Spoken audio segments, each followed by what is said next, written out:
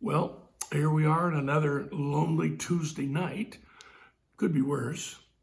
At least we get to communicate this way, so we're not all lost from each other. I'm reminded of the story of Babe Ruth, the great home run hitter, who sometimes would laugh on his way back to the dugout after he struck out. The reporter asked him one time, "How can you be happy when you just struck out?" And Babe Ruth said, "Because that means I'm one strikeout closer to my next home run." So having a bad day, that just means you're one day closer to the great one. Let that be your battle cry. One day closer. Let me put a little in perspective. Sometimes bad things like this, bad to us, happen, and there's always lessons to learn. It's important that we get a hold of those things that God really wants us to know.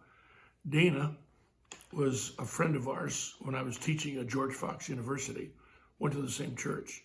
Lovely lady, in her 30s, few children, very attractive and nice. Found out she had a brain tumor. I mean, it was terminal. She was going out to St. Louis for some very special treatments. At the front of the church, the elders all gathered to pray for her. I was not an elder in that church, so I didn't go up. I stood where I was and prayed for her.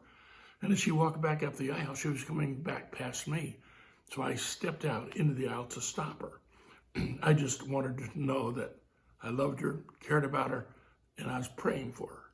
"I'm so sorry this happened," I said. She looked at me and smiled, said, "It's not really so bad. Here's the lesson I'm learning. I know what I believe. Now I get to see if I believe what I know." Big difference. And that's where we are. You know what you believe, but do you really believe what you know?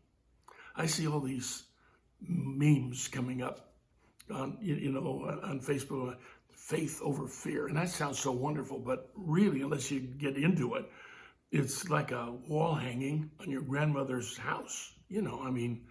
Faith over fear sounds wonderful, but faith really needs to be defined. You can have faith in a pile of rocks. They did that in the Old Testament. And treat the rocks nicely, kind of worship the rocks, put nice dirt around them, plant beautiful flowers, and you think that pile of rocks, you can have great faith. It can cure everybody from coronavirus. It can't. I don't care how big your faith is, it's a pile of rocks. You understand that. The point of faith is the focus of faith. Whom are you trusting? That's the whole thing. The size of your faith is inconsequential. It's the size of your God that matters. Jesus said, faith the size of a grain of mustard seed can move a mountain. Without my glasses, I can't even see a mustard seed. That's how small it is. So it's not the great faith, it's the great God in whom we attach our faith to. Let me tell you one more little story. Then I'll let you go. But you got to hear this because it's really appropriate for us today. Byron was an 8-year-old kid.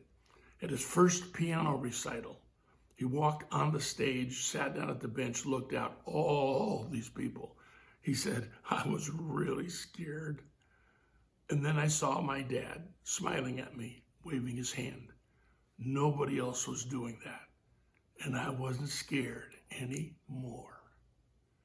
You have a great Father. Trust him, live with him, and do understand you are one day closer.